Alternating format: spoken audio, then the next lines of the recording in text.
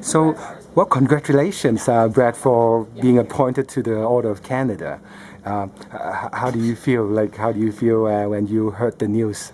Well, when I got the call about 2 weeks ago, my first reaction was I thought I'd done something wrong. I've been giving the government of the day grief from time to time over everything from the G8, G20 spending to income trusts. So I thought maybe I had stepped over the line somewhere. But I was absolutely delighted when they called to say that I had been awarded the opportunity to join as a member of the Order of Canada. So, you don't mind me asking, who called you, and what did you do that day?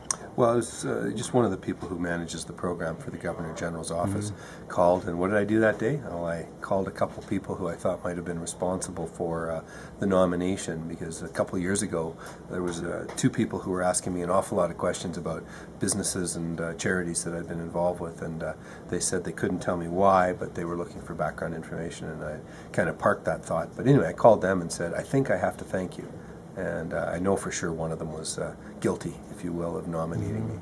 Right. So you nominated. I guess you were appointed for in your citation for your charity, for your philanthropy work, for your entrepreneurial work, and for your community work.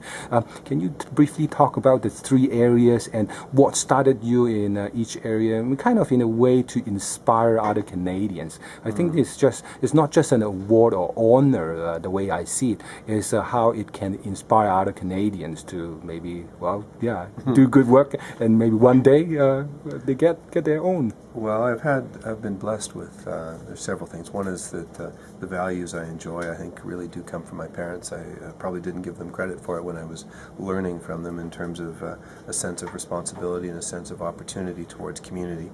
My parents were very, very active, community-minded citizens, and my dad still is.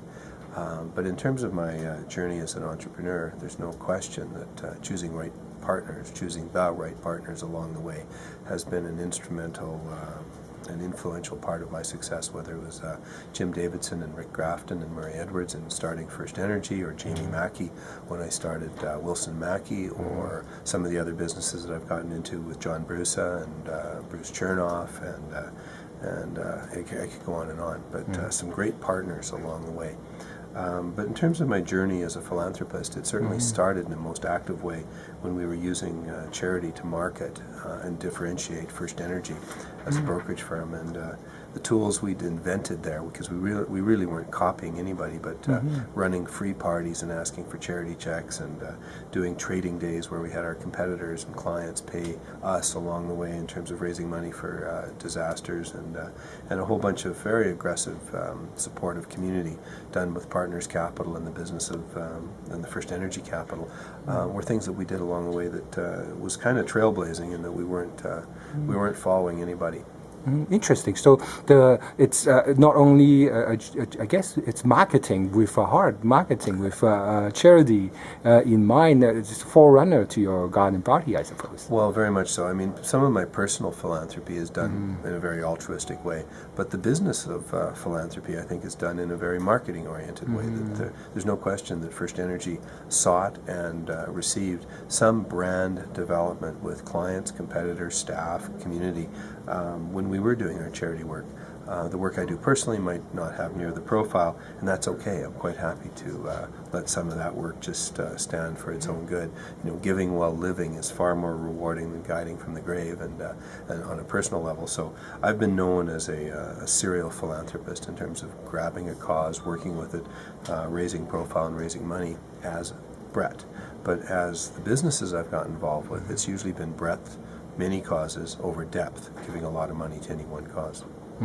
Right. So when are you going to get your Order of Canada? In this year, there are quite a few number of luminaries here, like Eugene Levy, Malcolm Gladwell, and a long list of people. So who do you want to see? When are you going to get it? There's 2 dates that have been provided in terms of receiving the award, and I don't know if anything's been said as to who's going to which date, but I'll find out in the next week or two when I'm going, but you can be certain that I will be going. All right, good. Thanks a lot, Brad. All right, you bet, Captain.